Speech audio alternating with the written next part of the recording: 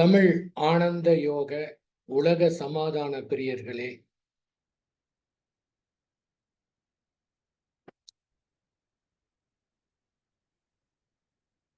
முகநூல் அன்பர்களே, நண்பர்களே, உங்கள் அனைவருக்கும் முதற்கண் என் வணக்கத்தை தெரிவித்துக் கொள்கின்றேன். வாழ்க வளமுடன்.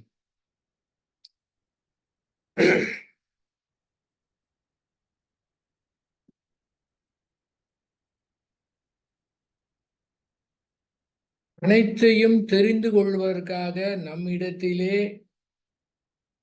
2 கருவிகள் இருக்கின்றன. அது கூட ஒண்ணுன்னு தான் சொல்லலாம். ஏன்னா இடத்துக்கு ஏற்றாற் போல பேரு மாறுறதுனால அந்த மாதிரி சொல்றோம். என்னவென்றால், மனம் இருக்கின்றது, அறிவு இருக்கின்றது. இந்த 2 வச்சுதான் நம்ம எல்லாமே தெரிஞ்சுக்கிறோம். இந்த மனதிற்கும் அறிவுக்கும் அப்பாற்பட்ட எக்கச்சக்கமான நிகழ்ச்சிகள் நடந்து கொண்டிருக்கின்றன. முதலாவதாக அதை ஒத்துக்கணும். இதுவரை நமக்கு தெரிந்த அளவிலே, நம்முடைய அறிவை கொண்டு தெரிந்த அளவிலே இதுதான் கரெக்ட் அப்படின்னு பிடிவாதம் செய்யக்கூடாது. இந்த பிடிவாதம் தான் எல்லாத்துக்குமே பிரச்சனைக்கு காரணமா இருக்குது. நம்ம கஷ்டப்பட்ட அறிவை கொண்டு தெரிஞ்சிருக்கலாம், கரெக்டா கூட இருக்கலாம். ஆனால் அது மட்டுமே கரெக்ட் அப்படின்னு பிடிவாதம் பண்ணக்கூடாது. மற்றவருடைய கருத்தெல்லாம் தவறு அப்படின்னு முடிவு செய்து விடக்கூடாது. ஏனென்றால் இந்த மனதிற்கும் அறிவுக்கும் அப்பாற்பட்டு நிறைய நிகழ்வுகள் நடந்து கொண்டிருக்கின்றன. நமக்கு அது தெரியாது. நம்முடைய அறிவினுடைய இயலாமையை முதலாவதாக ஒப்புக்கொள்ள வேண்டும். இது இருந்ததுன்னா போதும். அதை ஒத்துக்க மாட்டேங்கும் போதுதான் ரொம்ப பிரச்சனை ஏற்படுது. நம்முடைய அறிவின் இயலாமையை ஒத்துக்கணும். ஸ்ரீ வேதாத்திரி மகரிஷி அவர்கள் கொடுத்திருக்கின்ற பயிற்சியிலே தற்சோதனை என்று ஒன்று இருக்கின்றது. கோடிக்கணக்கான பேர் தியானம் கற்றிருக்கின்றார்கள். எவ்வளவு பேர் தற்சோதனை செய்கிறார்கள் என்று கேட்டோம் என்றால் அது நம்முடைய அறிவுக்கு இயலாது, அறிவால் எட்ட இயலாது. ரொம்ப எல்லாருமே சின்சியரா பண்றாங்க அதுவும் சொல்ல முடியாது. யாருமே தற்சோதனையே பண்றது இல்லைங்க, இதாங்க இவ்வளவு பிரச்சனை அப்படின்னு சொல்ல முடியாது. ஏதோ டேட்டா எடுத்தா கூட தெரியும். டேட்டா எடுத்தா கூட எல்லாரும் உண்மையை சொல்றாங்களான்னு தெரியாது. இருந்தாலும் அதை சிறப்பாக செய்ய வேண்டும் என்றுதான் அருள் தந்தை அவர்கள் கொடுத்திருக்கின்றார்கள். அதிலே முதலாவதாக இருக்கக்கூடியது எண்ணம் ஆராய்தல். இந்த எண்ணம் ஆராய்தல்ல என்ன சொல்றாங்க? பேசிக்கா நமக்கு வரக்கூடிய அத்துணை எண்ணங்களையும் நம்மால் ஞாபகம் வைத்து திரும்ப எடுத்து பார்க்க முடியாது. இதுதான் பேசிக். காலையில் கண்ணை திறந்தவுடனே ஏதாவது எண்ணங்கள் ஆரம்பித்ததுன்னா நைட்டு தூங்க போற வர லட்சக்கணக்கான எண்ணங்கள் ஏற்படுகின்றன.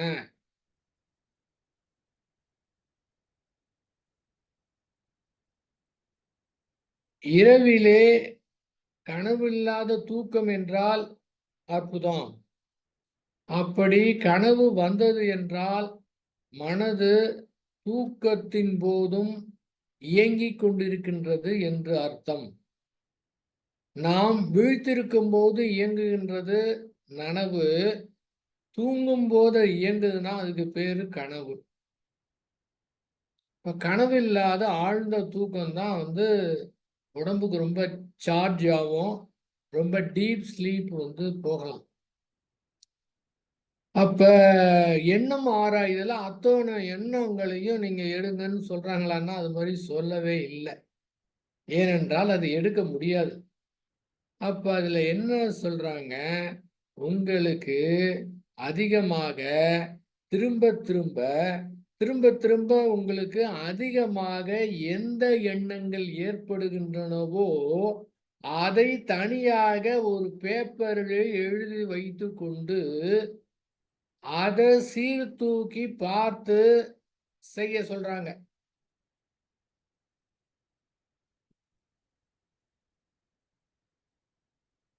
சென்ற வாரம் நண்பனி சார் கூட சொன்னார், இந்த ஆறு போல ஓட விடணும் அப்படிங்கிறதுக்கும் தற்சோதனைக்கும் அந்த என்ன வித்தியாசம் என்று பார்த்தோம் என்றால், நன்றாக கொஞ்சம் ஆராய்ச்சி செய்து புரிந்துகிட்டோம்னா எல்லாமே ஒண்ணுதான் தெரியும். மூளை ஒன்றுதான். ஒவ்வொருத்தரும் அவங்க வெவ்வேறு ஆன்மீக அமைப்புல அந்த வார்த்தைகளை தான் பயன்படுத்துறாங்க. வெவ்வேறு வார்த்தைகளை பயன்படுத்துறாங்க. நல்லா பார்த்தோன்னா மூளை ஒண்ணாதான் இருக்கும். இப்ப ஒரு நாளைக்கு இப்ப இரவு தற்சோதனை பண்றோம்னா, இன்னைக்கு வரக்கூடிய எண்ணங்கள்லாம் எடுத்து பாருங்கன்னு சொன்னா, உங்கள அத்தனை எண்ணையும் பார்க்க முடியுமா? பார்க்க முடியாது. ஏன்? ஏனென்றால் அவ அத்துணையுமே ஓடி போயிருச்சுங்க. அத்தனையுமே ஆறு போல ஓடிடுச்சுங்க. ஏற்கனவே அதுதானே நடந்துகிட்டு இருக்கு. ஆறு கூட இல்லைங்க. மின்னல் ஆறு போல் அத்தனையும் ஓடி மறைந்து விட்டன. அவ்வளோ எண்ணங்கள் எண்ணி இருக்கிறோம். எல்லாமே போயிடுச்சே. ஆறு போல ஓட விடணும். நம்ம என்ன அங்க முயற்சி செய்யறோமா? முயற்சியே அங்க கிடையாதுங்க. எதுவுமே நம்ம செய்ய தேவையில்ல. அந்த உணர்வுல அத்தனையும் தானாக தோன்றி, தானாக மறைந்து விடுகின்றன. எல்லாமே போயிடுச்சுங்க. அத்தனையும் நினைவுபடுத்த எடுக்க முடியுதா? அப்ப என்ன சொன்னாங்க? இப்ப என்ன சொன்னாங்கன்னா, அதிகமாக திரும்ப திரும்ப அதிகமாக எந்த எண்ணங்கள் வருகின்றனவோ அதை தான் நோட் பண்ண சொன்னாங்க. அப்ப அதிகமா என்ன வருது அப்படின்னு நோட் பண்ணா எவ்வளவு இருக்கும்னு நினைக்கிறீங்க?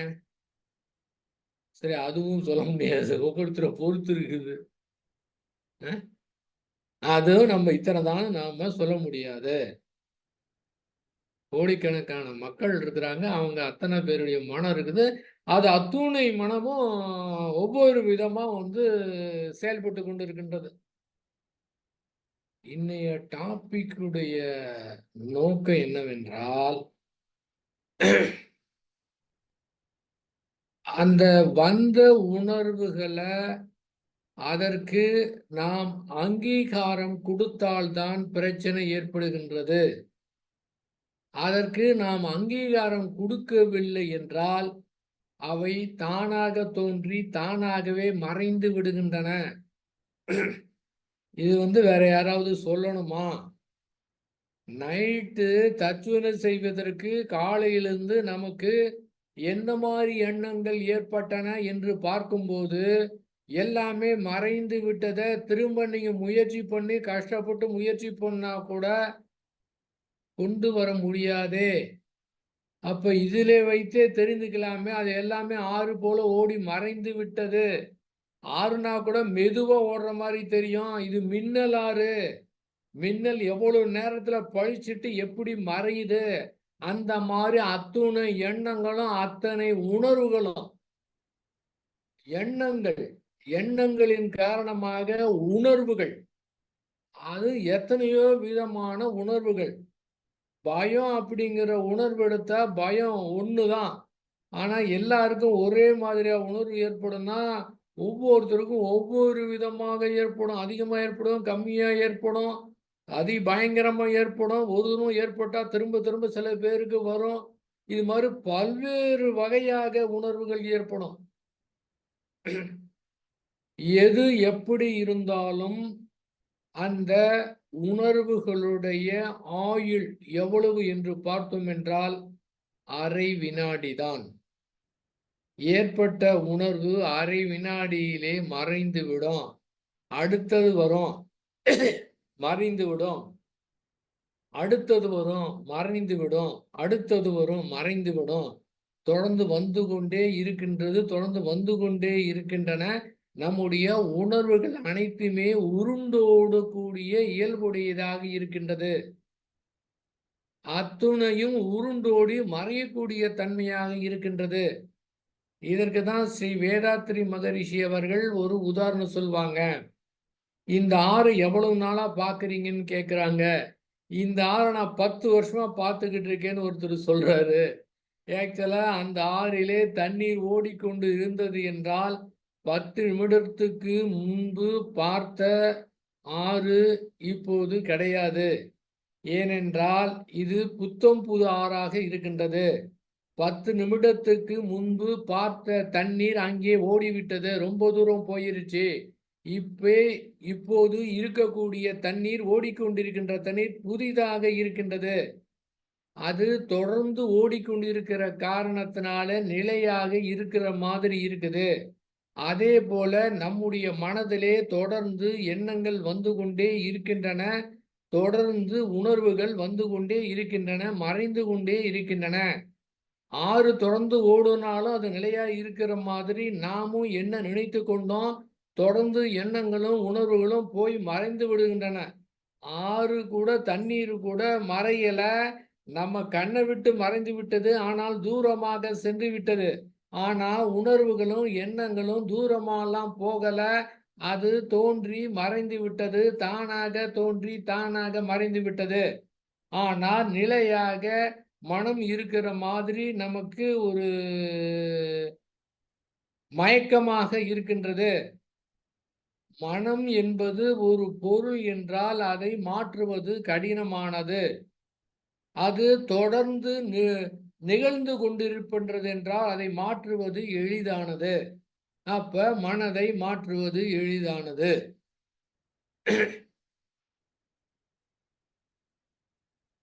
நமக்கு வரக்கூடிய உணர்வுகளும் எண்ணங்களும் தானாக தோன்றி தானாக மறைகின்றன. அதன் காரணமாக ஏற்பட்ட உடல் உணர்வுகளும் தானாக தோன்றி தானாக மறைகின்றன. மனதினுடைய இதற்கும் உடலுடைய ஏற்படுறதுக்கும் ஒரு வித்தியாசம் இருக்கு. என்னன்னா, மனதில் ஏற்படக்கூடிய உணர்வுகள் திரவ நிலையில் இருக்கின்றன. திரவ நிலைன்னு கூட சொல்ல வேணாம். இன்னும் மகரிஷி அவங்களுடைய பாஷையிலே சொன்னோம் என்றால் காந்த அலையாக இருக்கின்றது. திரவம்னா கூட உங்களுக்கு கண்ணுக்கு தெரியும். அப்ப மனமே ஒரு ஜீவகாந்த அலை தான். அப்போ அது திரவம் ஆறுன்னு கூட சொல்லக்கூடாது. அது ஜீவகாந்த அலை. அலையிலேனா கூட நீங்க கடல் அலை தான், அப்ப அங்க கூட உருவம் வந்துடுது. ஆனால் இந்த ஜீவகாந்த அலையிலே கண்ணுக்கு தெரியாத அந்த ஜீவகாந்த தன்மாற்றமா மாறி எல்லாமே தொடர்ந்து உருண்டு ஓடிக்கொண்டிருக்கின்றது. மனதில் ஏற்படக்கூடியது அந்த மாறி விடுகின்றது. அதன் காரணமாக உடலிலே ரசாயன மாற்றம் ஏற்பட்டு எந்த மாதிரியோ அதற்கு ஏற்றாற் போல உடலிலே ரசாயன மாற்றம் ஏற்படும். பயம் என்றால் இங்கே ரசாயன மாற்றம் ஏற்படுகின்றது. கோபம் ஏற்பட்டது என்றால் ரசாயன மாற்றம் ஏற்படுது. வெறுப்பு என்றால் ரசாயன மாற்றம் ஏற்படுது. அன்பு என்றால் ரசாயன மாற்றம் ஏற்படுகின்றது. வெறுப்பு என்றால் ரசாயன மாற்றம் ஏற்படுது. இந்த உணர்வுலாம் ஆயுள் அரை வினாடினா அது மறைந்து விடுகின்றன. அதே போல உடல்ல ஏற்படக்கூடியதும் மறைந்து விடுகின்றது. ஆனால் மனதில் ஏற்படக்கூடிய அந்த திரவ நிலை, அந்த ஜீவகாந்த அலை என்று சொல்லக்கூடியது உடனடியாக மறைந்து விடுகின்றன. உடல்ல ஏற்பட்ட அந்த ரசாயன மாற்றம் கொஞ்சம் நேரம் அவகாசம் எடுத்துக்கும். அது மனோ அம்சத்தில் இருக்கக்கூடியது திரவ நிலை என்றால் இதுல கொஞ்சம் ஒரு ஒரு சேறு சகதியும் இருக்கிற மாதிரி. அப்போ இது கொஞ்சம் லேட் ஆகலாம். லேட் ஆனா கூட அதுவும் மறைந்து விடும்னு வச்சுக்கோங்க. அப்ப என்ன பண்ணும், எண்ணம் ஆராய்தல்ல காலையிலிருந்து லட்சக்கணக்கான எண்ணங்கள் ஏற்பட்டாலும் அதிலே நமக்கு திரும்ப திரும்ப எந்த எண்ணங்கள் ஏற்படுகின்றதோ அதை மட்டும் எடுத்து வைத்து கொண்டு இது எதன் காரணமாக ஏற்பட்டது என்று கண்டுபிடிக்காமலோ அதை நல்லதா இருந்தா செயல்படுத்தணும். அது நமக்கோ மற்றவர்களுக்கோ தீங்கு கொடுக்கிற மாதிரி, நமக்கோ பிறர்க்கோ தற்காலத்திலோ பிற்காலத்திலோ உடலுக்கோ உடல் உணர்வுக்கோ தீங்கு விளைவிப்பதாக இருந்தால் இந்த எண்ணம் எழாமல் பார்த்துக் கொள்வேன்னு ஒரு சங்கல்பம் செய்யணும். எதுக்கு மற்றதெல்லாம் கண்டுபிடிக்க முடியல, அதிகமா இருக்கக்கூடியது திரும்ப திரும்ப வர்றது நம்முடைய வாழ்க்கையிலே பிரச்சனை ஏற்பட்டு விடும் என்ற காரணத்தினாலே அந்த எண்ணங்கள்ல கவனமா இருக்கணும். அந்த எண்ணங்களுக்கு அங்கீகாரம் கொடுத்தால்தான் அது செயலாக மாறும். அதற்குத்தான் ஒன்று தற்சோதனை என்று ஏற்படுத்தி அந்த எண்ணங்கள்ல கவனமா இருக்க சொல்றாங்க. இது திரும்ப தற்சோதனை எடுத்து பார்த்தால்தான் வெற்றி பெற முடியும். அந்த தற்சோதனையோடு அடிஷனலா அந்த தீங்கான எண்ணங்கள் செயலுக்கு வராமல் இருப்பதிலே கவனமான ஒரு விழிப்போடு இருக்கணும். மகரிஷி அவங்க சொல்லக்கூடியது கான்ஸ்டன்ட் அவேர்னஸோட இருக்கணும். அயராத விழிப்பு நிலையிலே இருக்கணும். எப்பவுமே அந்த மாதிரி இருக்க முடியுமா என்றால் கடினம்தான். ஆனால் அதோடு இந்த மனதனுடைய தன்மைய, உணர்வுகளுடைய தன்மைய, எண்ணங்களுடைய தன்மைய, நம்முடைய அனுபவங்களுடைய தன்மையை புரிந்து கொண்டோம் என்றால், புரிந்து கொண்டாலே போதுமானது. நாள்தோறும் 10 நிமிடமோ 1/4 மணி நேரமோ உட்கார்ந்து தற்சோதனை செய்யறோமான்னா, திரும்பவும் சொல்றேன், நம்முடைய அறிவின் இயலாமை நான் ஒத்துக்கிறேன். எவ்வளவு பேர் பண்றாங்கன்னு தெரியாது. இருந்தாலும்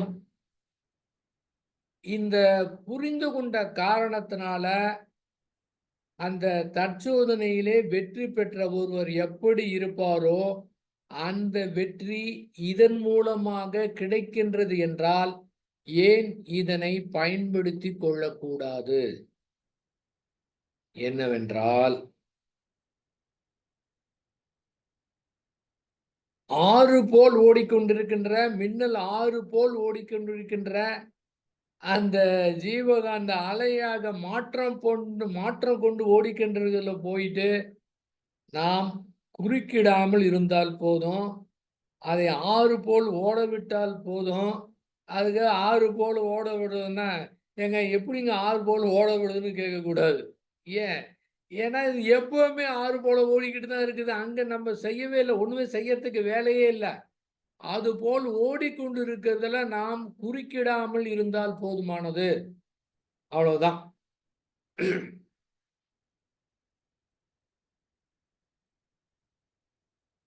அந்த தீய எண்ணங்கள் செயலுக்கு வராம பார்த்துக்கணும்.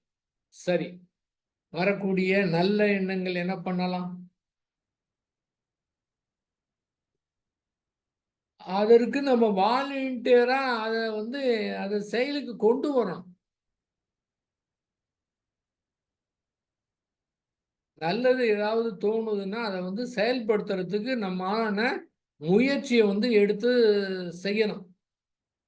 தீங்கானதுன்னா அதை செயலுக்கு கொண்டு வராம தடுக்கணும். இதுதான் எல்லாருக்குமே பிரச்சனை.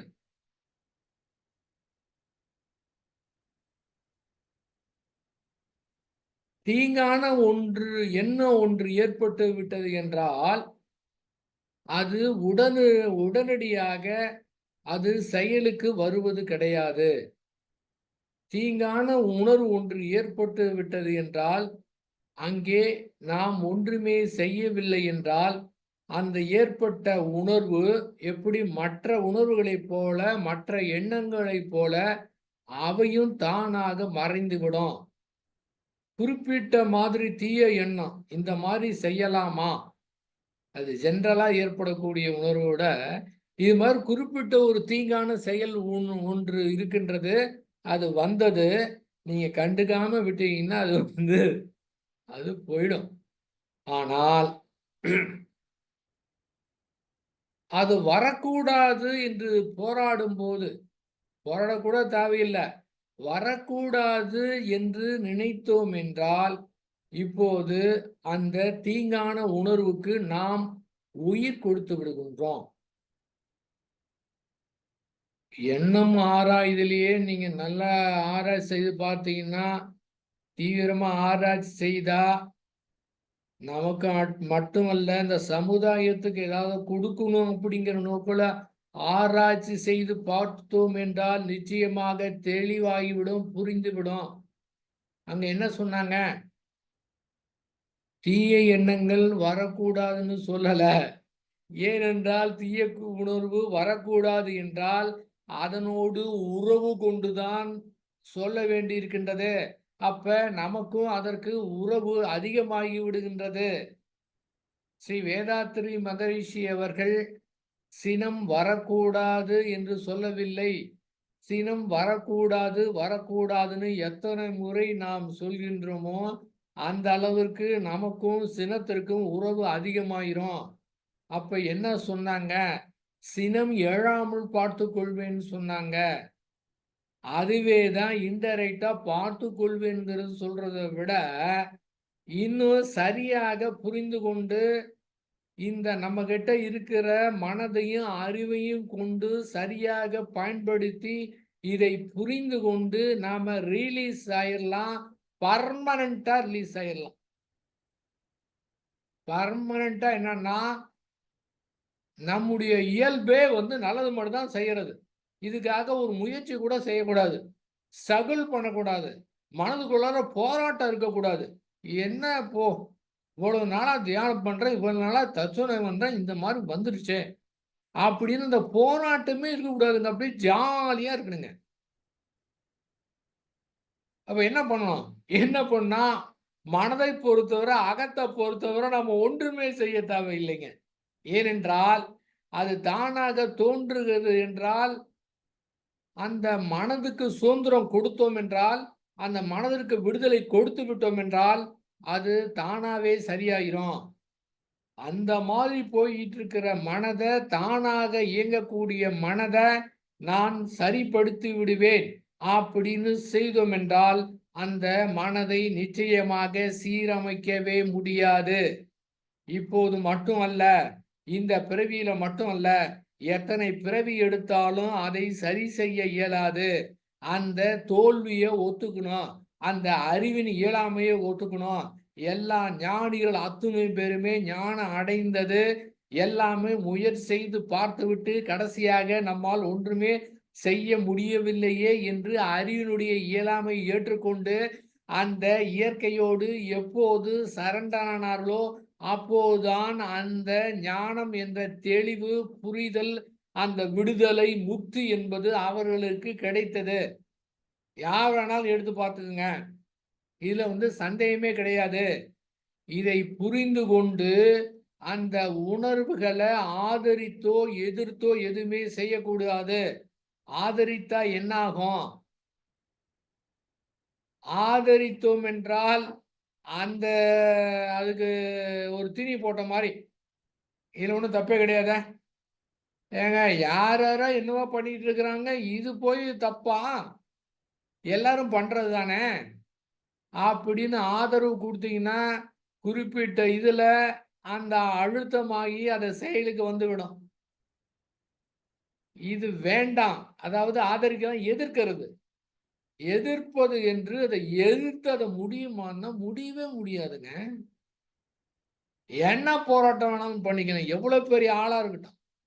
புறத்துல அறிவை கொண்டு எவ்வளவு பெரிய புறக்காரியங்கள்லாம் செயல் செய்து வெற்றி பெற்ற எவ்வளவு பெரிய ஆளா இருந்தாலும் அந்த அறிவை கொண்டு இதை எதிர்த்து போராட முடியுமான்னு முடியாதுங்க. ஏன் முடியாதுன்னா எதிர்க்கும் போது அதுக்கு ஸ்ட்ரென்த் அதிகமாயிடுது.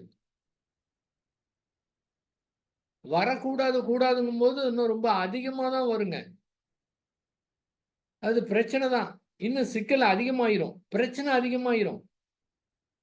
இப்ப அதுக்கு அங்கீகாரமே குடுக்கல. நீங்க அங்கீகாரம்னா, நீங்க வந்து பாராட்டவும் செய்யல, திட்டவும் செய்யல.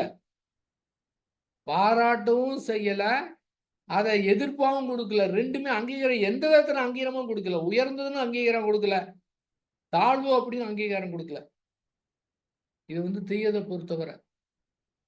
இந்த நல்லத பொறுத்தவர என்ன பண்ணணும்? இந்த மாரி எண்ணம் ஏற்பட்டிருக்குது.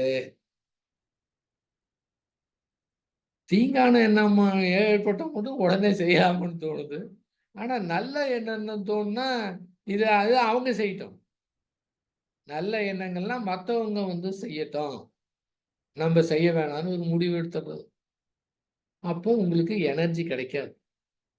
அது நல்லதா இருந்தாலும் சரி, கெட்டதா இருந்தாலும் சரி, அந்த முடிவு எடுத்ததுக்கு பிறகு தான் ஒரு எனர்ஜியே வரும்.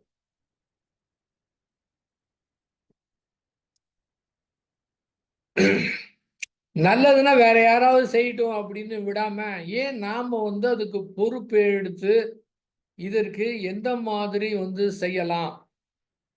அப்படின்னு திட்டமிட்டு, சிந்தனை செய்து, என்ன மாரி நல்லது செய்யலாம்?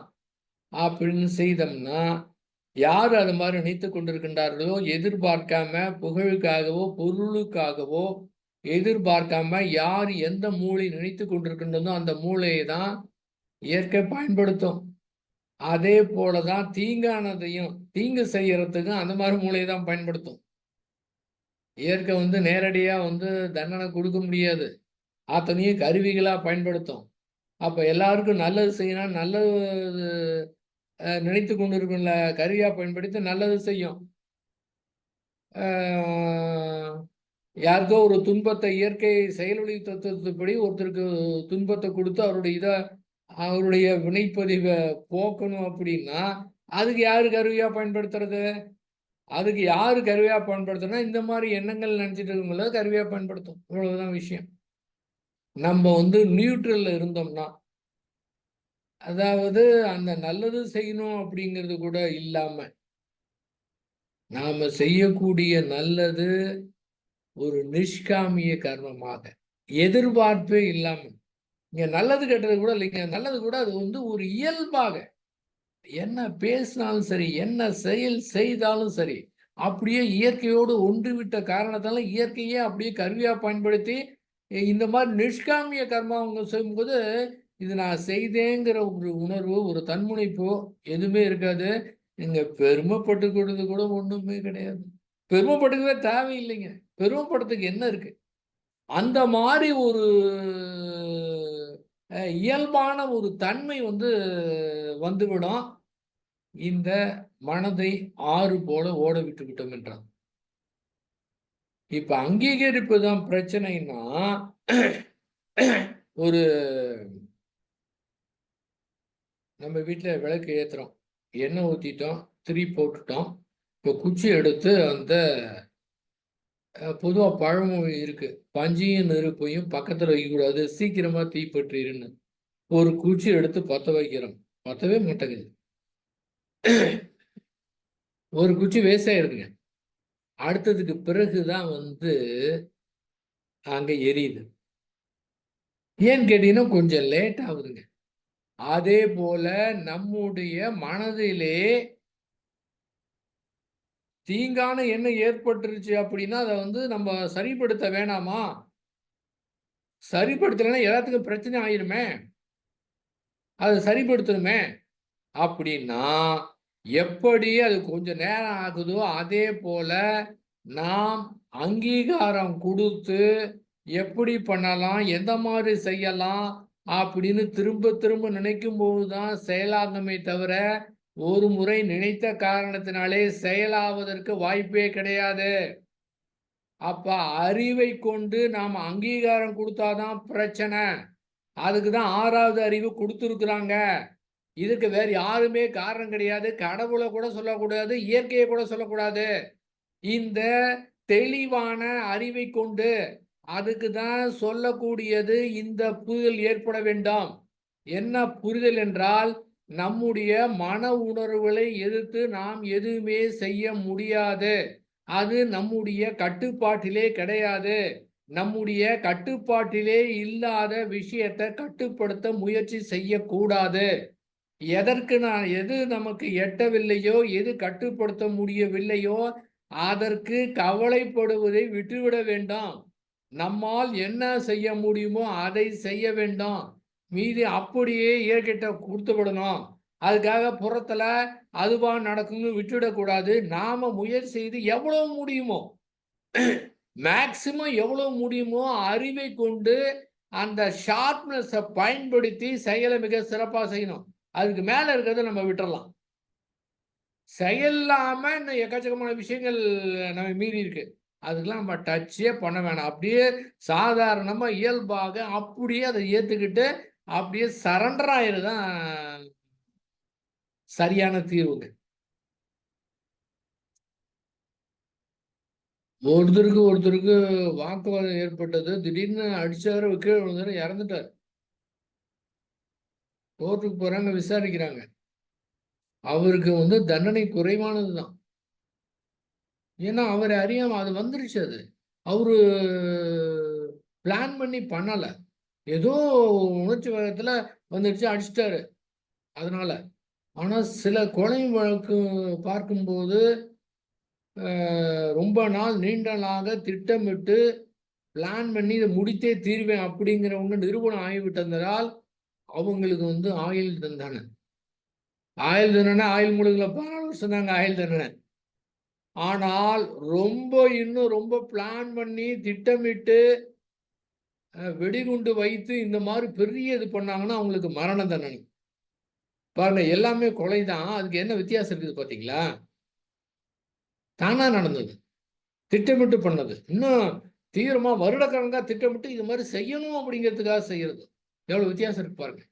அதே போலதான் நமக்கு வரக்கூடிய உணர்வுகளை நீண்ட காலமாக இந்த தீங்கான செய்யற அப்படின்னு திட்டமிட்டு பிளான் பண்ணி திரும்ப திரும்ப நினைத்து பார்த்து திரும்ப திரும்ப நினைத்து பார்த்து அந்த இன்ப நாட்டத்தின் காரணமா அதை செய்வேன்னு முடிவு பண்ணி செஞ்சீங்கன்னா விளைவு பயங்கரமா இருக்கும். அடி செம்மையா கிடைக்கும். ஏன் இது கடவுள் விதியெல்லாம் கூப்பிடக்கூடாது. ஏன் விதி இப்படி அப்படின்லாம் சொல்லக்கூடாது. அறிவு 6வது அறிவு எதற்கு கொடுத்திருக்கின்றது? 6வது அறிவு மற்றவங்களுக்கு துன்பம் கொடுக்க கூடாதுன்னு சொல்லி இருக்குல்ல. யாராவது நமக்கு துன்பம் கொடுத்தா கஷ்டமா இருக்குல்ல. அதே மாதிரி நமக்கு மற்றவங்களுக்கு கஷ்டம் கொடுக்க கூடாதுல்ல. அதற்கு தானே 6வது அறிவு இருக்கு. அந்த 6வது அறிவை கொண்டு சிறப்பாக காரியத்தை புறத்துல வெற்றிகரமா செய்யணும். இந்த அறிவு இந்த மனதை சரி பண்றதுக்கோ உணர்வுகளை சரி பண்றதுக்கோ இறங்கவே கூடாதுங்க. இந்த இடத்துல யாரு முடிவு பண்ணணும்? அறிவு தான் முடிவு பண்ணணும். மனம் முடிவு பண்ணா அது மாறிக்கிட்டே இருக்கும்ல. அறிவு ஸ்ட்ராங்கா முடிவு பண்ணணும். நான் மனதை பொறுத்தவரை அது எக்கேடு கெட்டு போனாலும் சரி, எப்படி இருந்தாலும் சரி, அது தெய்வீகமான உணர்வா இருந்தாலும் சரி, சாக்கடையான உணர்வா இருந்தாலும் சரி, அதிலே நான் தலையிட மாட்டேன், அதை சீரமைக்க முயற்சி செய்ய மாட்டேன் அப்படின்னு அமைதியா இருந்து கொண்டு நான் புறத்தல மட்டும்தான் வேலையை செய்வேன் அப்படின்னு தெளிவான ஒரு முடிவு எடுத்து விட்டது என்றால் அகத்தை பொறுத்தவரை அங்க பிரச்சனையே கிடையாது. தானா சரியா போயிடும். அங்க நமக்கு வேலையே கிடையாது. ஒன்றுமே செய்ய தேவையில்லை. அழகா சீரமைச்சு சூப்பரா இருக்குங்க. அகத்தை பொறுத்தவரை ரொம்ப ஜாலியா இருக்கும். இந்த போராட்டமே இருக்காதுங்க. எந்த இடத்திலே மனதிலே போராட்டம் ஏற்படுகின்றதோ அந்த இடத்துல நம்ம ஏதோ மிஸ்டேக் பண்றோம்னு அர்த்தம். மன போராட்டம் என்றால் என்ன? மன போராட்டம் என்றால் எனக்கு கோபமே வரக்கூடாது என்று போராடுவதுதான் போராட்டம். ஏங்க, கோபமே வரக்கூடாதுன்னா கோபம் வரட்டும்னு சொல்றதா? நான் வரவேற்க சொல்லல. கோபம் என்பது இயற்கையானது, இயற்கையாக ஏற்படும். அந்த கோபம் ஏற்பட்டு விட்டதென்றால் அதனுடைய உணர்வு அரை வினாடி. நாம சும்மா இருந்தோம்னா அது சரியா போயிடும். அது வந்தது என்னன்னா, அந்த கோபம் வந்ததுக்கு பிறகுதான் நமக்கே வந்ததே தெரியுது. அதன் பிறகு அதை எடுத்து வைத்து கொண்டு ஏதேனும் சொல்லின் மூலமாக செயலின் மூலமாக செய்கின்றோம் என்றால் அதுதான் தவறு. அந்த கோபம் வந்ததுக்கு பிறகு எனக்கெல்லாம் சாதாரணமா வரல, அவங்கெல்லாம் தப்பு பண்ணாலும் நான் கோவிச்சுக்கிட்டேன் அப்படின்னு தன்னுடைய கோபத்தை நியாயப்படுத்துவது இன்னும் எதிர்காலத்திலே கோபம் அதிகமா வருவதற்கு வாய்ப்பு இருக்கின்றது. அப்ப அந்த கோபத்தை எதிர்த்து போராடாம அப்படியே விட்டு விட்டோம் என்றால் அது மறைந்து விடும். இந்த புரிதல் இல்லாமையே ரொம்ப பேர் இருக்கிறாங்க.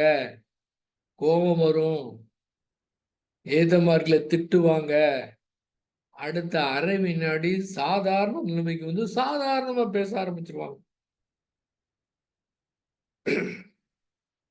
ஆனா தன்னுடைய கோபத்தை நியாயப்படுத்துறவங்களுக்கு திரும்ப திரும்ப வந்துகிட்டே இருக்கும். அதற்கு ஆதரவும் தெரிவிப்பாங்க. அப்புறமா அதை எதிர்க்கவும் செய்வாங்க. இனிமே வரக்கூடாது, இனிமே வரக்கூடாது. அந்த ஆதரவும் எதிர்ப்பையும் மாறி மாறி வந்து செய்யும் போது என்ன ஆகுது, அது எப்ப வேணாலும் வந்துகிட்டு தான் இருக்கும். நீங்க காலம் பூரா அதை வந்து அதோட போராடிக்கிட்டே இருக்க வேண்டியது. இதான் மனப்போராட்டம்னு சொல்லக்கூடியது. கோபம் வந்துதா, ஓகே, அது இயற்கையானது. இயற்கையானதுன்னு அப்படியே விட முடியாது. அப்புறம் எதுக்கு கோபம் எதுக்கு வந்தது? எதுக்காக இயற்கை மனிதனுக்கு ஒரு உணர்வை கொடுத்திருக்கின்றது? சில இடத்துல தேவைப்படும். போலீஸ்காருக்கு கோபம் வரலன்னா, எப்பா நீ கொஞ்சம் சொல்லியிருப்பா, நான் அன்பா நான் கேட்கிறேன், நீ தான் செஞ்ச, ஒத்துக்கிறியாப்பா அப்படின்னு சொன்னா யாராவது ஒத்துக்குவாங்களா? எந்த இடத்துல தேவைப்படுகின்றது? அதுக்கு தான் சொல்றாங்க, நீங்கள் கோபம் வந்தது என்றால் சினம் வந்தது போல் நடிக்க வேண்டும் சொல்றாங்க மகரிஷி. நடிக்க கத்துக்கணும். எவ்வளவுலாம் கத்துக்கிறோம், என்னென்னமோலாம் நடிக்கிறோம். இது நடிக்கிறதுக்கு தெரியாதா? அப்ப நடிச்சுக்க வேண்டியதான். அதன் பிறகு கோபம் வந்ததுக்கு பிறகு இத்தனை நாளா நான் பண்றேனே, எனக்கு கோபம் வந்து விட்டதே, அப்ப இவ்வளவு நாள் நான் செய்த தவம் அத்தனையும் வேஸ்டா போயிடுச்சே, நான் செய்த தச்சுனாலையும் வேஸ்டே, எதுவுமே பிரயோஜனம் இல்லையே, என்ன போ அப்படின்னு ஒரு குற்ற உணர்வு ஏற்பட்டது என்றால், அந்த குற்ற உணர்வும் வரக்கூடாது என்று இப்ப போராட்டம் நடத்தினோம்னா பிரச்சனை இன்னும் மேலும் அதிகமாயிட்டே இருக்குதுங்க. இதுதாங்க எல்லாத்துக்குமே பிரச்சனையே, அதுதாங்க. அப்போ ஒரே ஒரு சிம்பிள் என்னவென்றால், அந்த குற்ற உணர்வு ஏற்படக்கூடாது அப்படின்னு வந்த உணர்வையே தடுக்கிறதுக்கு முயற்சி பண்ணா இன்னும் அதிகமா வந்துகிட்டே தான் இருக்கும். இது நல்லா தியானம் பண்றவங்களுக்கு, நல்லா தற்சொலை பண்றவங்களுக்கு இன்னும் அதிகமா இருக்கும். ஏன்? உலகத்துல என்னென்னமோ பண்ணிட்டு இருக்கானுங்க, என்னென்னமோ பிளான் பண்ணி பண்ணிட்டு இருக்கிறாங்க, சக்சஸா பண்ணிட்டு இருக்கிறானுங்க, தீங்கானதுக்கு பண்ணிக்கிட்டே இருக்கிறானுங்க, யாரு சொன்னாலும் கேட்க மாட்டேங்கிறானுங்க, அவங்க செஞ்சதை செஞ்சுக்கிட்டு இருக்கானுங்க. செய்யக்கூட இல்ல, இந்த மாதிரி நினைச்சதுக்கே குற்ற உணர்வோட கஷ்டப்பட்டோம்னா இதுல என்னங்க அர்த்தம்? நல்லவங்களா இருந்துட்டு எதுக்கு கஷ்டப்படணும்? குற்ற உணர்வு இருக்கா? குற்ற உணர்வை பயன்படுத்திக்கங்க. குற்ற உணர்வு எதுக்கு பயன்படுத்திக்கணும்? இது போல சூழ்நிலை அடுத்ததுல ஏற்பட்டது என்றால், அதிலே தெளிவாக செயலிலே அறிவை பயன்படுத்தி திடமாக இருப்பேன் அப்படின்னு குற்ற உணர்வை பயன்படுத்திக்கங்க. எதுக்கு குற்ற உணர்வே வர வேண்டாம்னு எதுக்கு நினைக்கணும்? அப்ப நமக்கு ஏற்பட கூடிய உணர்வுகள் அத்துணையுமே இயற்கை மனிதனுக்கு கொடுத்தது என்றால், அது நம்முடைய நன்மைக்கு தாங்க கொடுத்திருக்கு. அது நன்மைக்கு கொடுத்துருதுன்னு கூட தெரியாம அதோட போராடுனா என்ன முடியிற விஷயமா? இதுக்கு என்ன பண்றது? வெரி சிம்பிள்ங்க. சாதாரணமானதுங்க. ஒரு 10வது படிக்கக்கூடிய மாணவன் கூட புரிந்து கொள்ளலாங்க. என்னவென்றால், மன உணர்வுகளை எதிர்த்து நான் எதையுமே செய்ய மாட்டேன் என்று முடிவு எடுப்பது. ஒரு விஷயம் நடந்து முடிந்தது, முடிந்தது முடிந்து விட்டது. அது கண்ட்ரோல் மீறி நடந்தது, முடிந்து விட்டது. இனிமேல் கவலையே படமாட்டேன்னு ஒரு முடிவை எடுக்கணும். இதுதானே கவலை ஒழித்தல்ல வந்து சொன்னது. அப்ப தற்சோதனைன்னு ஒண்ணு வைத்திருக்கிறாரே, மகரிஷி வைத்திருக்கிறாரு. அவர் பொய் சொல்லுவாரான்னு கேட்டா, அவரு பொய் சொல்லலல்ல. அப்ப முடிந்த பிரச்சனையை அனுபவத்தே தீர்க்க வேண்டாம் திரும்ப நினைக்க கூடாதுல்ல. அவரு சொல்றத உண்மையா கேட்டா அதை செய்யக்கூடாதுல்ல. அப்ப கவலை உலகத்துல சரியா செய்யணும்ல. முடிஞ்சது முடிஞ்சிருச்சுங்க. கவலைப்பட்டு ஒண்ணுமே பண்ண முடியாது. ரைட்டுங்க. நீங்க பேசுறது தான் நல்லா இருக்கு. கேட்கும்போது இப்ப நல்லா தான் இருக்குதுங்க. ஆனா தூங்கி எழுந்து காலையில இருந்தா கவலை வருது. என்ன பண்ணுவேன்? அதுக்கு தாங்க நான் சொல்றேன். ஆறு போல ஓட விட்டுருங்க. அதுக்கு அங்கீகாரம் குடுக்காதீங்க. அங்கீகாரம் குடுத்து விட்டோம் என்றாலே அதற்கு உயிர் கொடுத்த மாதிரி. ஏங்க அந்த கவலை திரும்ப திரும்ப வந்துகிட்டு தான் இருக்குதுங்க. கோபம் வந்துகிட்டு தான் இருக்குது. அ ஆசையும் வந்துகிட்டு தான் இருக்குது. நான் என்னதான் பண்றது? நான் என்ன சொல்றேன்? அகத்த பொறுத்தவரை ஒண்ணுமே பண்ண வேணாங்கிறேன். நீங்க எல்லாம் என்னென்னலாம் பிரச்சனை இருக்குன்னு சொல்றீங்களோ, அதுக்கு எல்லாமே மனப்பூர்வமாக அகத்த பொறுத்தவரை ஒண்ணுமே பண்ண வேணாம்னு சொல்றேங்க. நீங்க ஒண்ணுமே செய்யலைன்னா தானாவே சரியாயிரும். வெளியில வேலைய பாருங்க. ஏங்க எக்கச்சக்க வேலை கிடக்குதுங்க. எவ்வளவு வேலைகள் கிடக்குது, எவ்வளவுலாம் செய்யணும். இந்த உலகத்துல இன்னும் செய்ய வேண்டிய வேலைகள்லாம் கிடக்கு. இதனோடையே இந்த கோவத்தோட, கவலையோட, ஆசையோட கட்டி புரண்டுட்டு இருந்தா எப்பங்க ஜெயிக்கிறது? தயவு செய்து புரிஞ்சுக்கங்க. புரிஞ்சுக்கிட்டா போதும் இதுல. உங்களுக்கு இல்லைங்க நான் பயிற்சி பண்ணுங்க. நீ சொல்ட்டீங்களா? பாருங்க நாளை காலையில இருந்து நான் 6 போல ஓட விடுறேன் அப்டின்னீங்கன்னா, என்ன தெரியுங்களா? இதுவரை நம்முடைய மனதுக்கு சொல்லிக் கொடுக்கப்பட்டது என்னவென்றால், எல்லாமே கொஞ்சம் முயற்சி செய்து தான் அடையணும் அப்படின்னு சொல்லி வைத்திருக்கிறாங்க. அடையறதுக்கு ஏதோ இடம் இருக்குன்னு சொல்லி வைத்திருக்கிறாங்க. அதுதான் எது சொன்னாலுமே நான் வந்து செய்யறதுக்கு முயற்சி செய்றேன். நான் ட்ரை பண்றேன். இங்க ட்ரை பண்றதுக்குலாம் ஒண்ணும் இல்ல. முயற்சி செய்யறதுக்கு ஒண்ணும் இல்ல. ஒண்ணுமே கிடையாது. நீங்க எதுவுமே இல்லாம சும்மா இருந்தீங்கன்னாவே போதுமானது. ஏங்க ஒண்ணுமே செய்ய தேவையில்லைங்களா? ஏங்க ரொம்ப பேர் உலகத்துல ஒண்ணுமே செய்யாம தான் இருக்கிறாங்க. நம்பலாம் இன்னும் எத்தனை பேர் வந்து தியானம் பண்ணி, தத்துவம் பண்ணி எக்கச்சக்கமா செஞ்சுக்க, சில பேர் ஒண்ணுமே செய்யறதில்ல. ஆனா, அவங்க ஒண்ணுமே செய்யவில்லை என்றாலும், திரும்ப நடந்தத நினைத்து பார்த்து, பார்த்து அதற்கு வந்து அ ஊக்கம் குடுத்து, அதே செயல திரும்ப, திரும்ப செய்து செக்குமாடு மாரி செஞ்சுக்கிட்டே இருக்கிறாங்க. இந்த இடத்துல புரிதல் என்னவென்றால், எல்லாமே ஆறு போல ஓட விட வேண்டும் என்று பண்ணும்போது, எதுவுமே திரும்ப வருவது கிடையாது. அது தானாக நடந்து கொண்டிருக்கின்றது. ஆனா, இது எல்லாமே அகத்த பொறுத்தவர, புறத்த பொறுத்தவர நாம் கண்டிப்பாக செயல் செய்யணும். அகத்துக்கும் புறத்துக்கும் வித்தியாசம் இருக்கின்றது. பொறுத்தவர முயற்சி வந்து செய்யணும். இதுல வேண்டுதலோ, பரிகாரமோ, ஜோசியம் பார்க்கிறதோ, அது பண்றேன், இது பண்றேங்கிறத வேலையே கிடையாது. அந்த விலை வேணுமா, அதுக்கு உண்டான செயலுக்கு சிறப்பாக, மிக அற்புதமாக நம்பளால முடியலன்னா, யாருக்கு தெரியுதோ அதுல யாரு எக்ஸ்பர்ட்டா இருக்கிறவங்களோ அவங்கள பயன்படுத்தி இன்னும் சிறப்பா செய்து, அதுல வெற்றி பெறணுங்க. வெற்றி மேல வெற்றி பெறணும். விடவே கூடாது. முயற்சிய விடவே கூடாது. அற்புதமா முயற்சி செய்து வெற்றி மேல வெற்றி பெற்றுக்கிட்டே இருக்கணும். ஆனால், அகத்த பொறுத்தவரை இது தலைகீழா இருக்கு. அங்க முயற்சி செய்துகிட்டே இருக்கணும், செயல் செய்துகிட்டே இருக்குன்னா, அகத்த பொறுத்தவரை ஒன்றுமே செய்ய தேவையில்லை. புறத்த பொறுத்தவரை நீங்க செஞ்சா தான் நடக்கும். அகத்த பொறுத்தவரை செஞ்சீங்கன்னா நடக்காது. செய்யாம இருந்தா நடக்கும். இவ்வளவுதான் விஷயமே.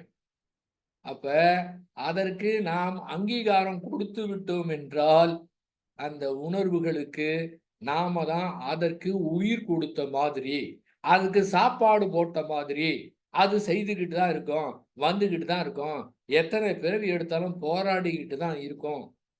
எக்கச்சக்கமான போராட்டம் வந்து விட்டதென்றால், ஒரு நாளைக்கு சரண்டர் ஆயிருவீங்க. அவ்வளவுமா கஷ்டப்பட்டு போராடி சரண்டர் ஆவணுமா? இப்பயே புரிஞ்சுக்கலாமே! ஒண்ணுமே பண்ண முடியாதே! நீங்க நல்லா பாருங்களேன். இதுவரை எத்தன தடவ நம்ம அறிவ கொண்டு அத சரி பண்றதுக்கு முயற்சி பண்றோம். ஒரு முறையாவது நம்ம வெற்றி பெற்றிருக்கிறோமா? ஒரு தடவ வெற்றி பெற்றோம்ன்னு சொல்லுங்க. சரி பண்ணிட்டேன்னு. அறிவ கொண்டு மனத நம்மளால சரி பண்ண முடியுமா? ஏங்க அது எப்படியாப்பட்டது? என்ன ஆற்றல்? என்ன அற்புதம்? என்ன டெக்னாலஜி? என்ன அழகு? இயற்கை என்ன அற்புதமா குடுத்திருக்குது? அத கண்டுபிடிக்கிறதுக்கே நம்முடைய அறிவாலயும், மனதாலும் முடியாது. அப்படிங்கும்போது அத சரி செய்ருவேனுங்கிற ஒரு தன்முனைப்போட போனா முடியுமா? ஏங்க பிரம்ம ஞானமே அதுதானுங்களே!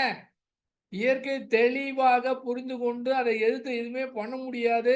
இயற்கை தத்துவத்தை புரிந்து கொண்டு, இயற்கையை புரிந்து கொண்டு, இயற்கையை எதிர்த்து எதுவுமே செய்ய மாட்டேன்னு முடிவு பண்ணி செயல் செய்றதாங்க பிரம்ம ஞானமே! அதை நடைமுறைப்படுத்தலைன்னா இதை அடிஷன் எல்லாம் புரிந்து பாருங்க. என்னன்னா, ஆறு போல ஓட விட வேண்டும். ஆறு போல ஓட விடுறதுன்னா நம்ம ஓட விடுறது கிடையாது. அதுல குறுக்கிடாமல் இருந்தால் போதும். மன உணர்வு எதிர்த்து நாம் எதுவுமே செய்ய தேவையில்லை. அது தானாகவே சரியாகிவிடும். அது சரி செய்யக்கூடிய தன்மை இயற்கை தன்னகத்தை வைத்திருக்கின்றது என்று மிக எளிமையான புரிதலா இருந்தால் போதுமானது. நீங்க சொல்றத பார்த்தா நல்லா தான் இருக்குது. எனக்கு ஒரு நம்பிக்கை வருது. நீங்க சொல்றது எனக்கு நம்பிக்கை வருது. எனக்கு நம்பிக்கை வருதுன்னு சொன்னீங்கன்னா, நம்பிக்கையுடைய மறுபக்கம் அவநம்பிக்கையும் சேர்ந்து வரும். இதுல நம்பிக்கை வேணாம், அவநம்பிக்கை வேணாம். புரிந்து கொள்ளணும். ரொம்ப ஆழமாக, ரொம்ப டீப்பாக புரிந்து கொள்ளணும் கூட கிடையாதுங்க. மேலோட்டமா புரிந்து கொண்டால் போதும். 2, 2 4 முடிஞ்சு போச்சு. வேற ஏதாவது தேடிக்கிட்டு இருந்தா? அதனால சாதாரணமாக மிக எளிமையாக, ஏன்னா இயற்கை வந்து எப்பவும் மிக எளிமையா தான் இருக்குதுங்க. அது எங்கேயுமே வேற சிக்கல் ஏற்படுறதுக்கு வாய்ப்பே கிடையாது. அந்த எளிமையை புரிந்து கொண்டு, அதை எதிர்த்து போராட தேவையில்லை என்று புரிந்து கொண்டு, அந்த உணர்வுகளுக்கு நம்ம அங்கீகாரம் கொடுத்தா தான், நல்லதா இருந்தாலும், கெட்டதா இருந்தாலும் சரி, அங்கீகாரம் கொடுத்தால் தான் அது நடக்கும். நல்லதை நினைத்து நல்லது செய்தோம் என்றால் நமக்கு நல்லது, ஊருக்கு நல்லது, உலகத்துக்கு நல்லது. தீங்கானதுக்கு அங்கீகாரம் கொடுத்து விட்டோம்னா நமக்கு நல்லது, குடும்பத்துக்கு நல்லது, ஊருக்கும் அதாவது தீங்கானது கொடுத்தா நமக்கும் கெடுதல், மற்றவங்களுக்கு கெடுதல், ஊருக்கும் கெடுதல், எல்லாத்துக்குமே கெடுதல். ஒருவர் செய்யக்கூடிய இது எத்தனையோ விதமான பாதிப்பை வந்து ஏற்படுத்தும். ஆகவே புரிந்து கொண்டாலே போதுமானது. மனம் வேற டைமென்ஷனுக்கு வந்து போய்விடும் நிறைவாக. அந்த போரில்லாத நல்லுலகம் வேணும்னா, இதுவரை எத்தனையோ பேர் முயற்சி செய்து, தியானம் பண்ணி, தற்சோதனை செய்து போராடி கொண்டிருக்கின்றார்கள். அந்த போராட்டத்தை நிறுத்திட்டு, மன போராட்டத்தை நிறுத்திட்டு, மனதோடு முரண்பாடு எதுவுமே இல்லாம, நிஜமாகவே ஜாலியாக அந்த மனதிற்கு சுதந்திரம் கொடுத்து, அதற்கு விடுதலை கொடுத்து, அதற்கு முக்தி கொடுத்து இருந்தார் என்றால், அந்த ஒரு மனிதர் தான் அப்படியே ஸ்ப்ரெட் ஆகும். இது எத்தனை பேர் மனிதர்கள் மாறுகின்றார்களோ, அதை பொறுத்து தான் போர் இல்லாத நல்லுலகம் வந்து ஏற்படும். இஸ்ரேல் நடத்தின தாக்குதல்ல இதுவரை 38,000 பேர் இறந்திருக்கிறாங்க. 89,000 பேர் காயம் அடைஞ்சிருக்கிறாங்க. இந்த போரினால் என்ன நன்மை? நினைச்சதை சாதிக்க முடியுமா? சாதிக்கவே முடியாது. இந்த அடக்குற மாதிரிதான். நீங்க வந்து தீவிரவாதிகளையோ ஏதாவது பண்றவங்கள நீங்க வந்து உடனடியாக கொலை செய்து விடலாம். அந்த உடல் வந்து வெளியே வந்தக்கூடியது அந்த ஆன்மா திரும்ப அதை நிறைவேற்றுவதற்கு திரும்ப உலக மக்களுடைய உள்ளே புகுந்து திரும்ப வன்முறையை தான் கெடுக்கணும், வன்முறையை தான் கொடுக்கும். ஸ்ரீ வேதாத்திரி மகரிஷி அவங்க சொல்லுவாங்க, ஒருத்தர் இறக்குறாருன்னா அமைதியோடு இறந்தாருன்னா எல்லாத்துக்கும் நல்லது. இந்த மாதிரி நான் இந்த வன்முறையான தீவிரவாதியை அழிச்சிட்டேன்னா உலகத்துல பிரச்சனை இல்லைன்னு நினைக்க கூடாது. அதன் மூலமா இன்னும் ரொம்ப மக்களிடத்துல அவங்க ஊடுருவின்னு அதிகமா பிரச்சனை ஏற்படுங்க. அப்போ என்ன அற்புத தத்துவம்! போரில்லா நல்லுலகம் வரும்னா ஒரு தனி மனிதன் அமைதிங்கிறது, இத ஒரு வார்த்தையில கேட்காம அப்படியே சிந்தனை பண்ணி புரிந்து கொண்டு அதுக்கு உண்டான நம்ம வந்து பாடுபடணுங்க. நம்ம என்ன பண்ணலாம்? போய் ராப்பகலா பாடுபட வேணாம். இத புரிஞ்சுக்கிட்டு நம்முடைய மனத அமைதியாக இருந்தா போதும். அமைதியா இருக்கிறதுக்கு முயற்சி கூட பண்ண வேணாம். ஒண்ணுமே பண்ண வேணாங்க. தானா அமைதியாயிருங்க. அந்த நிலையில வாழ்ந்தோம் என்றால் எத்தனையோ பேர் மாற்றம் ஏற்படுவது நடக்குங்க. அடுத்து போதை இல்லாத தமிழகம்.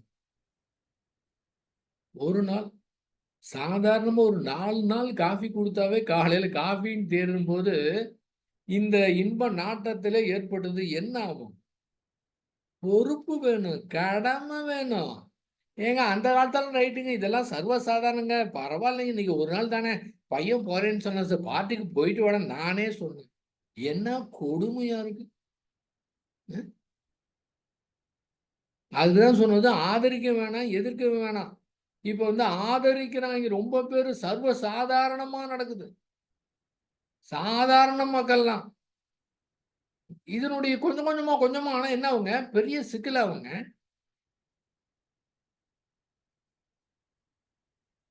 விக்கிரவாண்டியில அந்த டிஸ்ட்ரிக்ட்ல ஒரு நாளைக்கு 1 கோடியே ஆகுமா விற்பனை டாஸ்மாக்ல. அந்த தேர்தலுக்கு முன்னால 10 நாட்கள்ல ஒரு நாளைக்கு 3 கோடி ரூபாய்.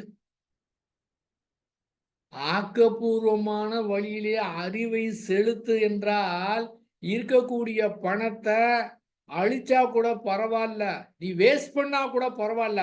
அதன் காலமாக எதிர்காலத்துல சமுதாயம் பாதிக்கப்படுதே. காசு எவ்வளவு வேணாலும் போனா போயிட்டு போகுது. அதுவே அழிவு.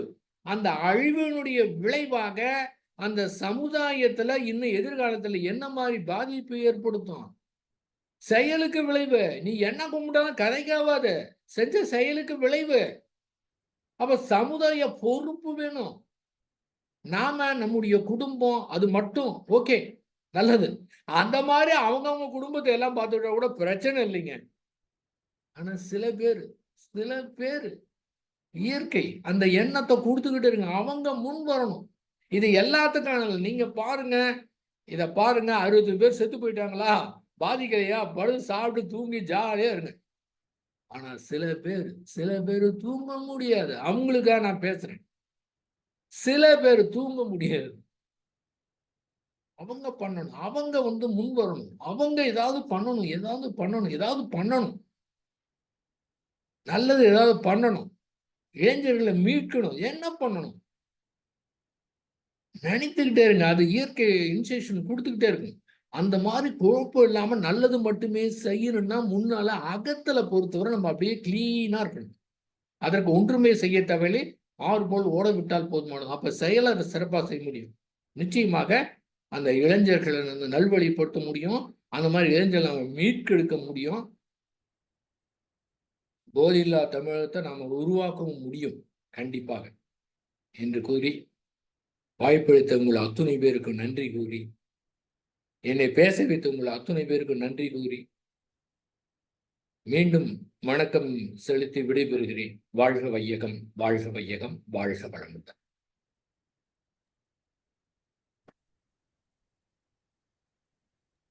நன்றி ஐயா. வாழ்க வையகம், வாழ்க வையகம், வாழ்க வளமுடன். ஞானமே யோகம், யோகமே ஞானம். தமிழ் ஆனந்த யோகம். வாழ்க வளமுடன்.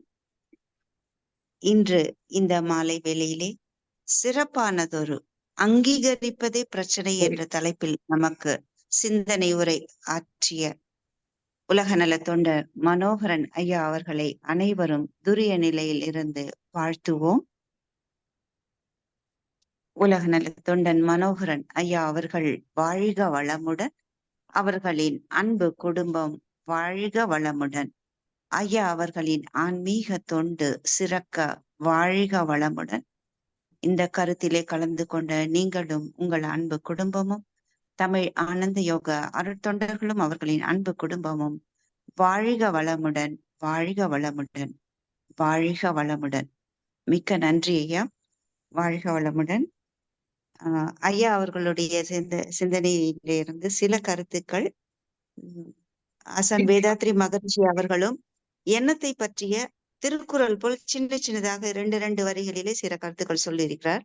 எண்ணம் சொல் செயலால் எவருக்கும் எப்போதும் நன்மையை விளைவிக்க நாட்டமாயிரு என்று 2 வரி குறள் போல் சொல்லியிருக்கிறார். இன்னொன்று, எண்ணம் சொல் செயலில் எழும் விளைவு அறிந்திடு, உண்மையில் இன்பமே உண்டெனில் ஒழுக்கமாம். அதே மாதிரி எக்காலத்திற்கும் எண்ணமே வாழ்க்கையின் சிற்பி, எண்ணி எண்ணிட இனிதே பயக்கும். அடுத்ததாக என்ன சொல்ற, எண்ணு சொல் செய் எல்லோருக்கும் நன்மை தர, எண்ணும்படி செய் செய்யும்படி எண்ணு. இந்த மாதிரி அழகா கொடுத்திருக்காங்க ஐயா அவர்கள். இப்ப ஐயா சொன்ன கருத்துக்கள்ல இருந்துமே நிறைய அதுதான் வந்தது. நீ நல்லதையே நினை, நல்லதையே செய்யின்ட்டு. அதே மாதிரி இந்த எண்ணத்தை பற்றி ஐயா அவர்களுடைய இன்னொரு ஆசான் மகரிஷி அவர்களுடைய கருத்து, எண்ணமே இயற்கையதன் சிகரமாகும் சொல்லியிருக்காரு. சிகரம் சொல்லிட்டாரு. அந்த எண்ணம் இல்லாமல் நாம் வாழ முடியாது. மிக அற்புதமான அந்த பாடல். எண்ணத்தின் நிலை காட்ட முடிவதில்லை. இல்லை என்று சொல்லவும் யாரும் இல்லை. எண்ணம் எழும் இடமோ ஒரு புள்ளி ஆகும். இயங்கி முடியும் அளவோ அகண்டாகாரம்.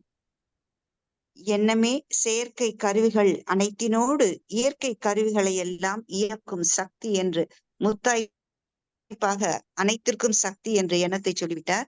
ஐயா அவர்கள் வந்து என்ன சொன்னாங்கன்னா, மனம் அறிவு இரண்டுமே அதை கொண்டு நாம் பார்க்க வேண்டும்.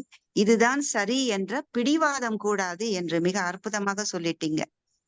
நம்ம வந்து எண்ணத்தின் பின்னால் ஓடாமல் அது பாட்டுன்னு நடந்துகிட்டு இருக்கட்டும். கோபமோ துக்கமோ கவலையோ எதுவுமே வேண்டாம். நீங்கள் சிறப்பாக as it is இருங்க. அதன் பின்னாடியும் ஓட வேண்டாம். அதை தேக்கி வைத்துக் கொள்ளவும் இருக்க வேண்டாம். இப்போ நமக்கு சில குறிப்புகள் நம்ம சின்ன குழந்தைகள் பார்த்தோம்னா அம்மாவுடைய பார்வை எப்பவுமே அந்த குழந்தைகள் மீதே இருக்கும். திடீர்னு பாப்பா விழுந்துட்டுன்னு வச்சுக்கோங்க, ஐயோ பாப்பா விழுந்துட்டியா அப்படின்னு சொன்னா இன்னும் அதிகமா அழும் அந்த பாப்பா. சரின்னு கண்டுக்காம இருந்தான்னு வச்சுக்கோங்க, அதுவே தட்டு மாதிரி தடவிட்டு சுத்தி முத்தி யாரா பார்த்தாங்களா பார்க்கலையான்னு சொல்லிட்டு எழுந்து நின்னுடும். அதே போலதான் எண்ணமும். அதை நாம் கவனித்து இல்லைங்களா ஐயா? அதை நல்ல உதாரணம். ஆமா, அதை நம்ம கவனிச்சோம்னா அது இன்னும் வீறு கொண்டு எழும். கவனிக்காம விட்டுட்டோம்னு வச்சுக்கோங்க, இது நம்ம கண்டுக்கவே மாட்டேன்றாங்க, நம்ம பாட்டு போயிடலான்றது. சோ ரொம்ப அற்புதமா சொன்னீங்க ஐயா.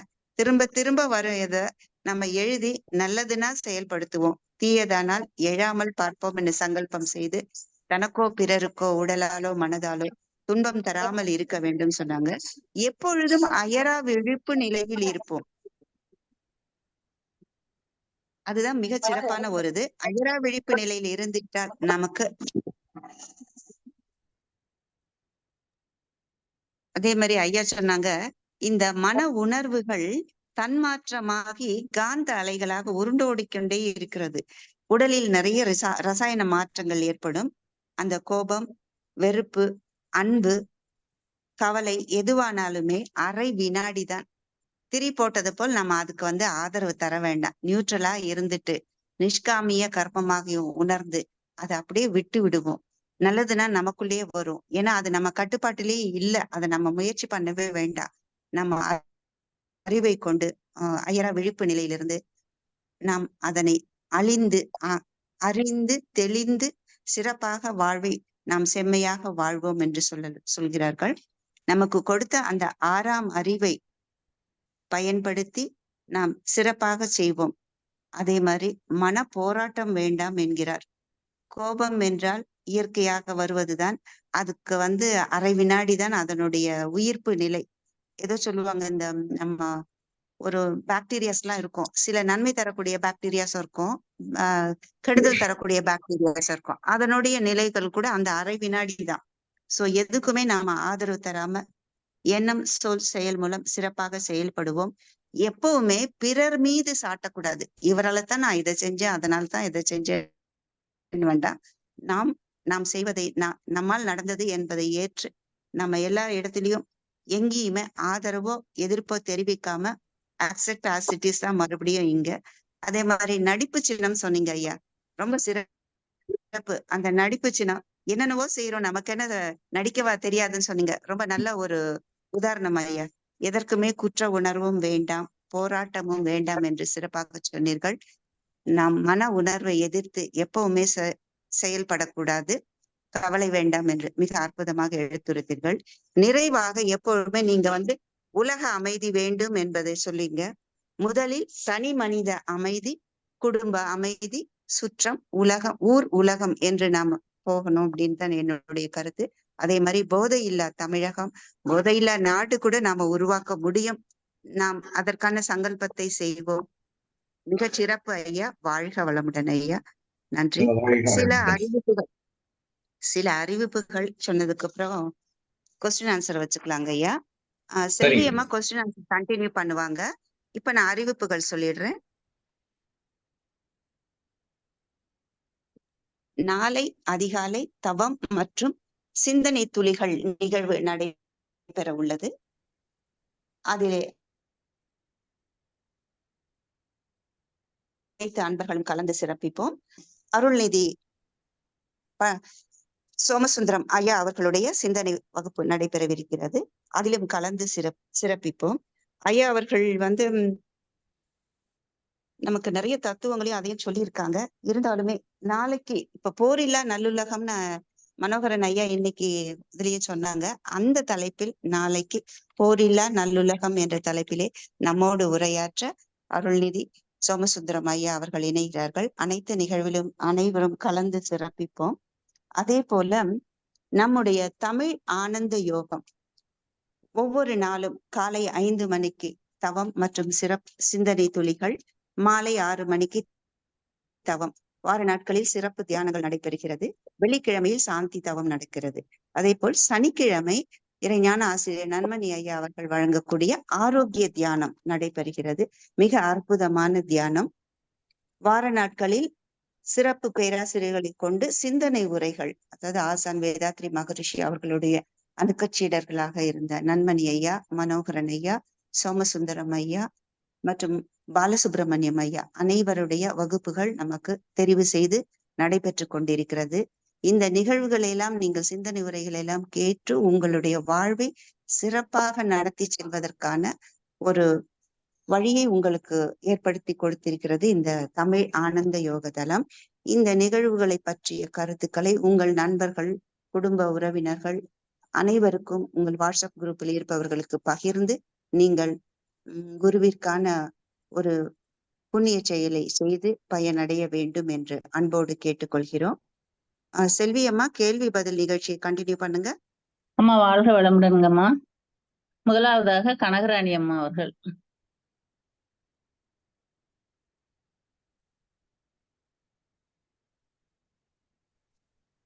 ஐயா வாழ்க வளமுடன். வாழ்க வளமுடன் ஐயா. ஐயா 6 போல சும்மா ஓட விட்டு இங்க 1 மணி நேரம் எவ்வளோ கருத்துக்கள் சொல்லியிருக்கிறீங்க. எவ்வளோ கடைசியா நீங்க சொல்றதே அதேதான், 6 போல ஓட விடுங்க, 6 போல ஓட விடுங்கன்ட்டு. அதை சும்மா நம்ம கேட்டுக்கிட்டே இருந்தோம். ஆனா அதையெல்லாம் உணர ஆரம்பிச்சிட்டோம் ஐயா. அது காலையில இருந்து நம்ம அதை கவனிச்சாலும் கவனிக்கையாட்டையும் அது 6 போல ஓடிக்கிட்டே தான் இருக்கு. ஒரு எண்ணம் திருப்பி ஒரு சூழ்நிலை வரும்போது அடுத்து மாறிக்கிட்டே போயிட்டே தானே இருக்கு. நம்ம அதை கவனித்தாலும் கவனிக்காட்டியும் 6 போல அது ஓடிக்கிட்டே தான் இருக்கு. ஆனா நம்ம தான் ஒண்ணு அது பின்னாடி போறோம், இல்லைன்னா அதை தடுத்து நிறுத்திக்கிறோம். இதை நல்லாவே நீங்க அதை சொன்னதுக்கு அப்புறம் தான் நல்லா அதை உணர முடிஞ்சுதுங்க. இதை ஓட விட்டுறலாம், நின்று வேடிக்கை மட்டும் பார்ப்போம். இப்ப கரையில நின்று தண்ணி ஓடுது, அதை பாக்குறோம் அழகா ஓடிட்டே இருக்குன்ட்டு பார்த்துட்டு மட்டும் இந்த ஐயா சொல்லுவார் இல்லைங்களா, தனித்த மனசா நின்று அது நம்ம அதை பார்க்கலாம். பார்க்கும்போது அது நம்மளுக்கு பாதிப்பு இல்லாம ரொம்ப இதாக சொன்னீங்க. ரொம்ப நல்லா இருந்தது. இந்த உணர்வுகளுக்கு அங்கீகாரம் கொடுக்க கூடாது அப்படின்னு அதையும் ரொம்ப அழகா சொன்னீங்க.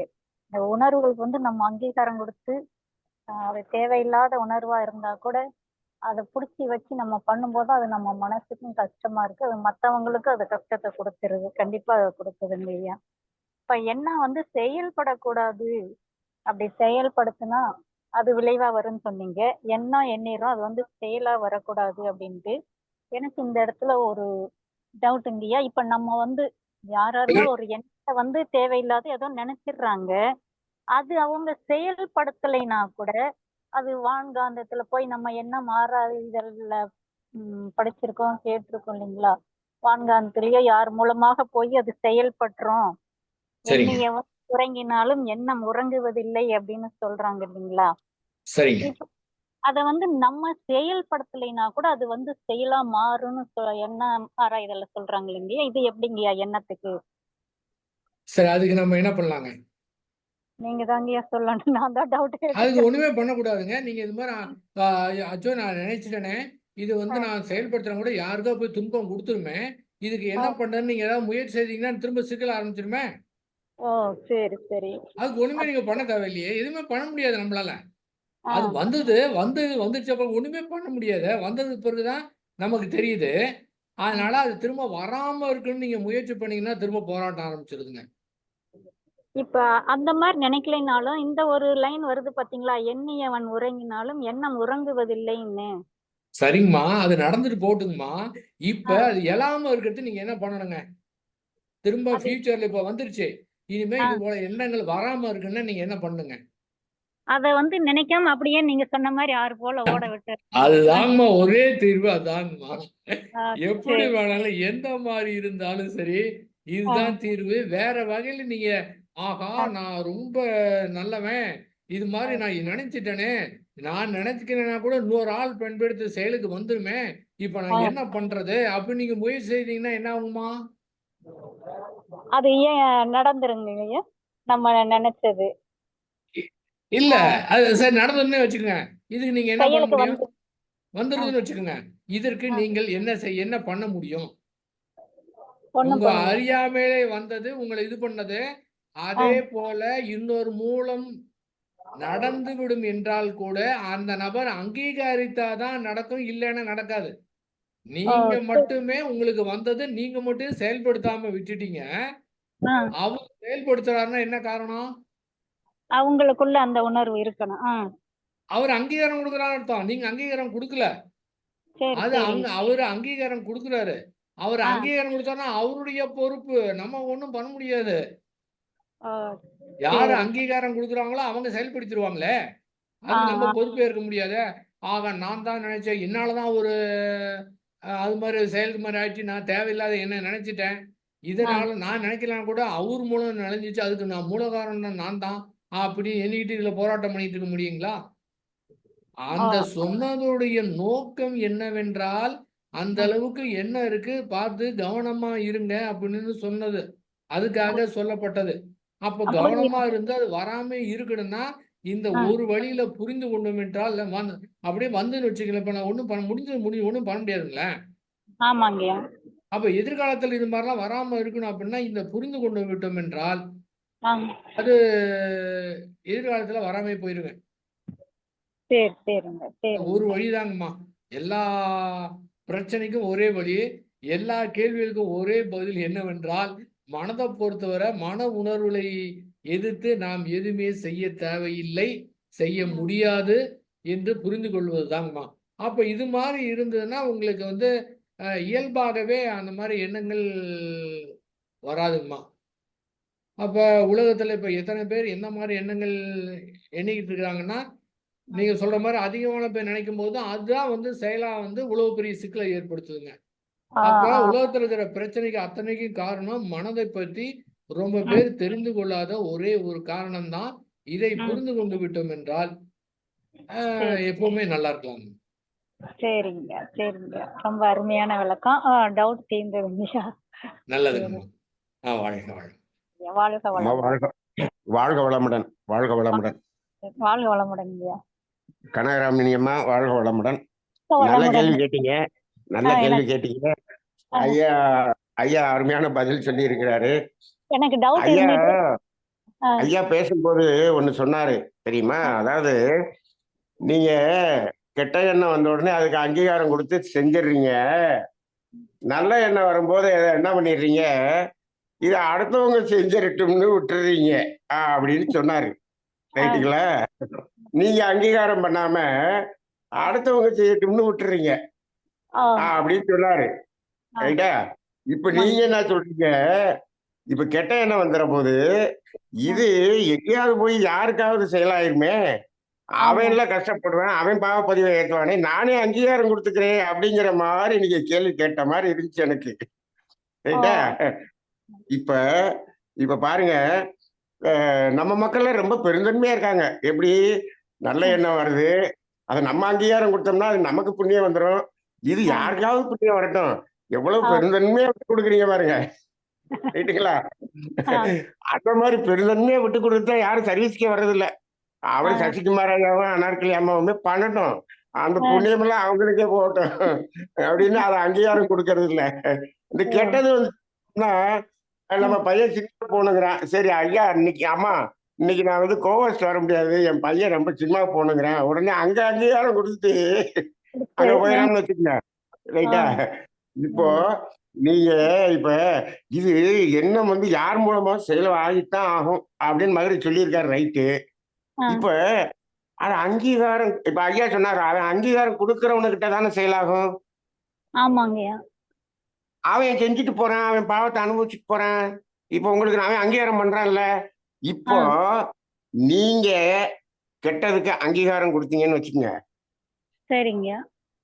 மனோகரன் ஐயா வந்து 6 போல ஓட விட்டுருவாரு ஒரு 10 எண்ணத்தை. ஆ. அதெல்லாம் உங்க கனகராமணி அம்மாட்ட தான் வந்து மோதி உங்களை செய்ய வைக்கும். ஓ! பரவாயில்லையா? ஐயோ! வேண்டாம் வேண்டாங்க ஐயா. ஐயோ அதான் வேண்டாம். இதுல தாங்க ஒரு பெரிய சந்தேகம். இப்ப அம்மா ஆஹ் இறைவன் சொன்னாங்களே, இப்ப நம்ம நினைச்சிடுறோமே, அது வந்து வெளிய போய் செயலாகுமா? நீங்க அப்படிங்கிற நினைக்கலங்கம்மா, நீங்க நினைக்கல. அதான் ஐயா சொன்ன, நீங்க நினைக்கல. அது அதுவா வருது, அதுவா அதுதான். வருது. நம்ம நினைக்கல, அதுவா வருது. இப்ப அதை நீங்க விட்டுட்டீங்கன்னு வச்சீங்க, 6 போல விட்டீங்க. அது யாரோ ஒருவர் வந்து அதுக்கு அங்கீகாரம் கொடுக்கறவன்கிட்ட போய் மோதி அவன் செயல்படுத்திடுவான்னு வச்சுக்கோங்க. ஆ. அது அது அவன் அங்கீகாரம் கொடுத்தது அவனுடைய தப்பு, ரைட். அதுக்கு அது அது ஐயோ அவன் வந்து அதை செயல்படுத்தி அவனுக்கு கர்மவினி ஆயிடுச்சே. இவ்வளவு பெருந்தன்மையெல்லாம் நமக்கு வேண்டாம். அப்படியெல்லாம் பண்ண முடியாது. அப்படியெல்லாம் ஊர் உலகத்தை காப்பாற்ற முடியாது. சரி, சரிங்களா? சரி, சரிங்க. இந்த ஆனா இவ்வளவு பெருந்தன்மையா நம்ம இருக்கிறோம். ஆனா நல்ல எண்ணம் வரும்போது டக்குன்னு அங்கீகாரம் பண்ணாம பரவாயில்ல யாராவது புண்ணியம் எடுத்துக்கிட்டுமேன்னு விட்டு அதுதான் அதிகமா விட்டுறோம் நம்ம. பெரும்பாலும் நல்லது வரும்போது அது யாராவது செய்யட்டும் அப்படின்றோம். கெட்டது அப்படின்னு சொன்னா நம்மளே செஞ்சுக்கலாம்னு செஞ்சிடறோம். ஓ, இது சரி. பொதுவாக அப்படிதான் இருக்குது. சரிங்கம்மா, நல்ல கேள்வி, நல்ல நல்ல விளக்கம். சிந்தனை. வாழ்க வளமுடன். வாழ்க வளமுடன். ஐயா மனோகரன் ஐயா, ஐயா இன்னைக்கு ஒரு ஒரு வித்தியாசமான சிந்தனை நல்லா இருந்தது. ஐயா இப்ப என்னுடைய இதுல என்னன்னா, இப்போ கெட்ட எண்ணம் வரும்போது